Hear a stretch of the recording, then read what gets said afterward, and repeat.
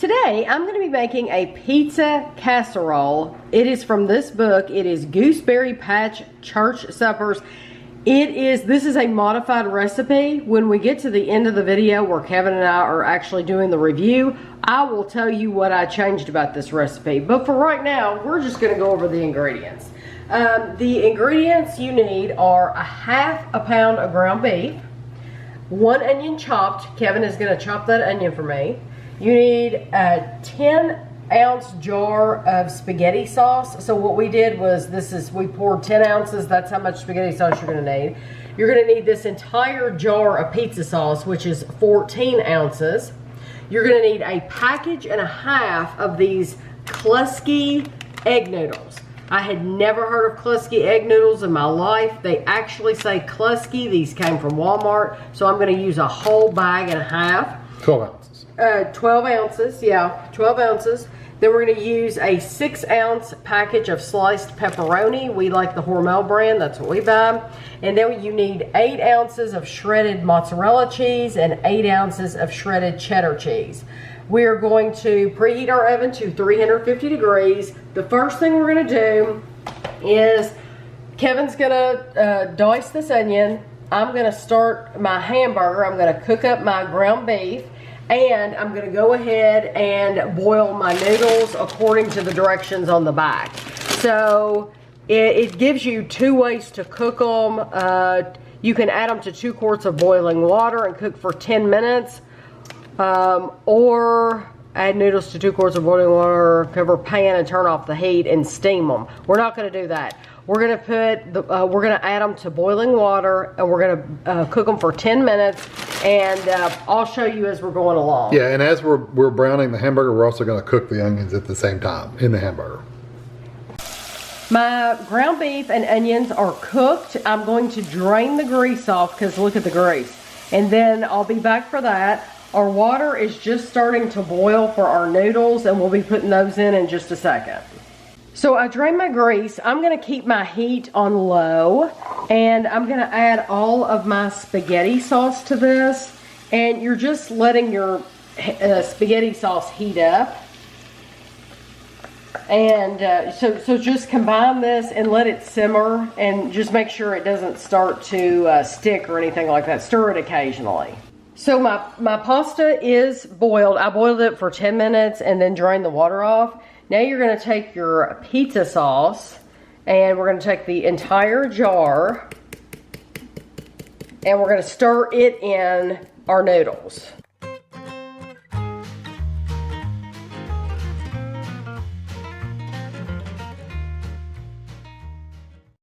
Now, because I mixed in my pizza sauce with my noodles, we don't need to grease our pan. It should not stick to the bottom. So we're going to take about half of our noodles, and we're going to put them into the bottom of our baking pan. And you just kind of have to eyeball it and spread it out. And now you want to take your ground beef mixture with your onion and your spaghetti sauce and sprinkle some of that around.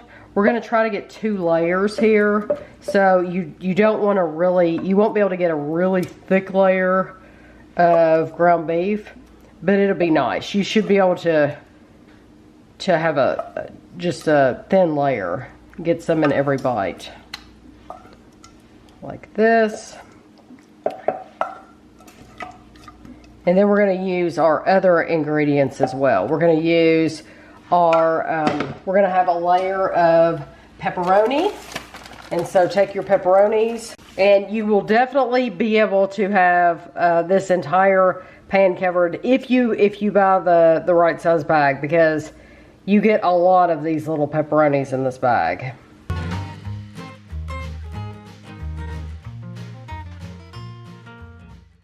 Okay, now you're going to take your mild cheddar cheese and use half the bag. Just kind of eyeball it and use half the bag now and spread that out. Same thing with your mozzarella. We're going to use half the bag of the mozzarella and spread it out. And then we're gonna do the exact same thing. We're gonna layer it. We're gonna put another layer of noodles, and then the ground beef and all that.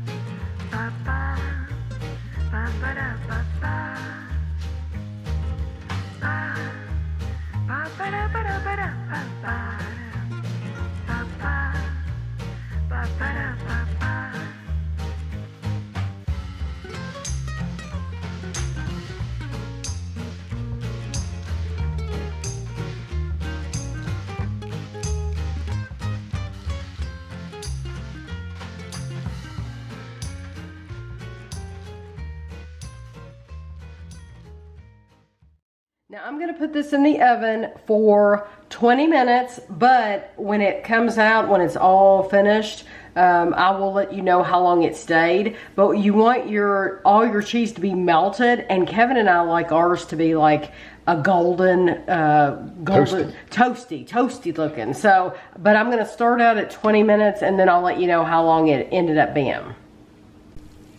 This was in the oven for 30 minutes, but it's because Kevin and I like that cheese to get a little bit of crispy on the top. Yeah, it was melted in 20. Yeah, so if you don't want your cheese this dark, then you can absolutely take it out after 20 minutes, but we just prefer it dark. So this is how it looks, and you can see it did not stick to the bottom of the pan because, like I said, we mixed our sauce in with it, and if you do that, it doesn't stick. So that is how it looks. It's very, very cheesy. Okay, I completely changed up this recipe because let me tell you why. This was actually, I called it pizza casserole because I cooked it in a pan, I baked it in a pan in the oven. This was originally called slow cooker pizza. It wasn't. But let me tell you why it's not slow cooker pizza. To me, a slow cooker recipe, what it needs to be a slow cooker recipe is you need to be able to put the raw ingredients in the slow cooker and let it cook for however long, hours, whatever, and then it cooks in there, and that is it. That is a slow cooker recipe. Just like when I put a roast in the crock pot, I put the raw roast in the crock pot. I don't have to do anything to it. Yeah, potatoes, carrots, onion, whatever. I don't have to touch it. That is a slow cooker crock pot recipe. This was not. This recipe is having you cook everything exactly like you saw me do. The ground beef with the onion, the noodles. You're pre-cooking all of that on the stove. And then they wanted you to put it in the crock pot. Instead of layering it in a baking pan like we did, they wanted you to layer it in a crock pot. And let it crock pot for like 20 minutes. They wanted you to put it in the crock pot to melt the cheese. Basically. And to me, that sounded crazy because it's like, so just know if your oven's broken, if you don't have an oven for some reason, but you have a crock pot, sure, you can do it in a crock pot. But that sounded absolutely insane to me because everything is already done. All I'm doing is letting that cheese melt. And we like ours a little toasty anyway, so we the crock pot would have never gotten it toasty. No, it's just melted. Maybe on the edges where it was touching the hot, maybe.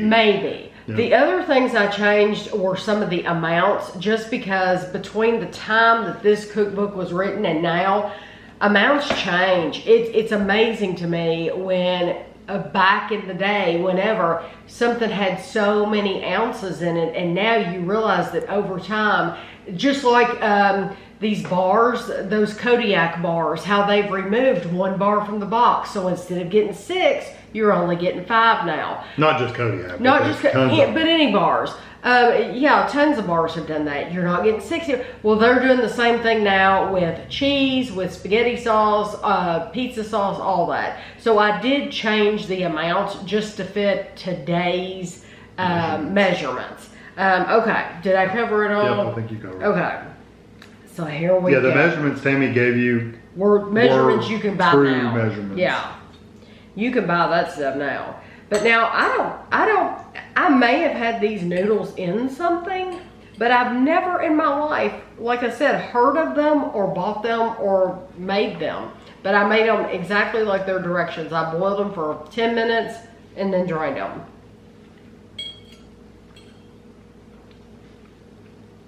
I got a big piece of ground beef. That was delicious. Those noodles are a little thicker than a traditional like egg noodle is. Yes, I like that.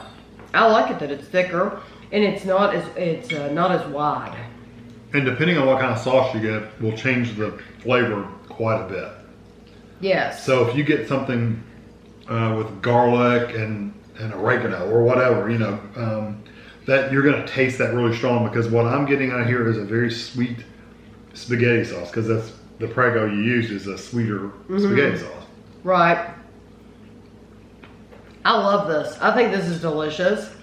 I think yeah, the hamburgers are really good. I think the ground beef adds a lot. However, I was just gonna say, I think if I wrote down, because I always put notes in the recipe books, I think sausage would be wonderful in here. Like if you bought like a Tennessee Pride, a 1 pound, and now half a pound of ground beef was fine. It is enough. But I'm just thinking most sausages come in a 1 pound, and so does ground beef. We had to literally take a pound and split it up. You know, you could do half ground beef, half sausage if you wanted to, and do, or even if you really wanted it meaty, and I mean it would be meaty, you could do a half and a half. It might be too much though. Do you taste the pepperonis? Yeah, if you get a pepperoni, you get that little spice from it. Now these are not the spiciest pepperonis. Those Hormels you bought, they have. That's what we always have bought. I know they have good flavor to them. They're just not spicy. If you want spicy pepperonis, you got to buy a different brand. And I tell you what, too, at least at Walmart, they have the little mini ones. The little mini pepperonis, you could get those. They're just a pain to spread out on a casserole. I think this is absolutely delicious. It's very good. I love the noodles. Yes, it works well. The cheese, I love the flavors of the cheese. Do you get a pepper? I wouldn't necessarily call this pizza. I wouldn't either. They called it slow cooker pizza, and so I think because you've got the ground beef, you've got the onion, you've got pepperoni, you've got cheese. And this reminds me more about just a pasta bake. We have something we call. Have you ever said what we call this? The dish. I don't know if we've actually made it. I think the recipe's on YouTube, but I don't know if we called it by what we call it. We used to call this thing, we call it the Mormon dish. The Mormon dish. Because the woman that gave us the recipe was a Mormon. She was a Mormon. And that's just, and she said she always took it to church functions. That's what we always call it. So we called it the Mormon dish. It's not offensive. No, we weren't trying to be offensive at all. No, not at all. But it has basically ziti noodles, doesn't it? Or rotini noodles? I don't know. It has a spiral, whatever that one is, right? Oh, yeah. The rotini noodles is what it uses. Pepperoni, cheese, and spaghetti sauce. It's basically the same thing as this. That's it. Except this has ground beef in it, whereas that one didn't. And onion. Whereas this one has ground beef in it. So really, it's a very similar flavor. That one you just use the whole jar of spaghetti sauce.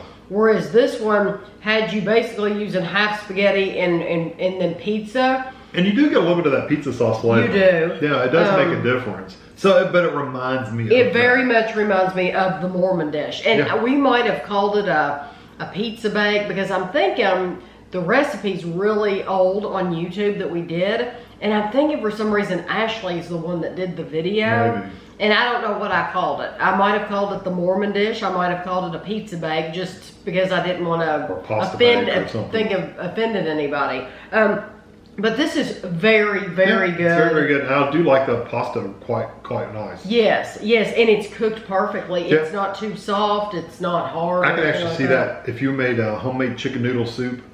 Oh, that would make perfect. These noodles would be perfect for a chicken noodle soup. They sure would be. Yeah, but this is delicious, and I didn't even add any salt and pepper to it. No, not at all. So, if you try it out, you'll have to let me know. There's a lot of different ways that you could doctor it up and change it. You could add green pepper, olive, whatever to it. Sausage instead of ground beef. You could, absolutely. Many, many ways to do this, but it was pretty easy to make. Oh yeah, super easy. So I hope you enjoyed the video and thanks for watching.